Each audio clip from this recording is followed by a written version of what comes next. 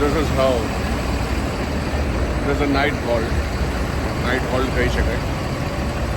તમે આવા ગામમાંથી પસાર થઈ રહ્યા હો, અમદાવાદ સરખેજ હાઈવે છોડો અને લગભગ જ્યારે તમે મિડનાઇટ હાઈવેઝ પર આવો ત્યારે હવે તો સારા ફ્લાયઓવર્સ થઈ ગયા છે અને સારી એવી ઉત્તમ ક્વોલિટી ઉત્તમ કક્ષાનું ટ્રાવેલિંગ થઈ રહ્યું છે. છતાંય હજી ઇન્ટિરિયર્સમાંથી જ્યારે બસ તમારે જતી હોય છે ત્યારે નાઇટ હોલ્ટ્સ આવા પણ હોય છે કે જ્યાં આગળ એક સ્ટે પર બધું જ મળી રહે અને લગભગ ટ્રાવેલ્સ જે પ્રાઇવેટ ટ્રાવેલ્સ કહેવાય એ લોકોનો હોલ્ટ આ રીતના હોય છે.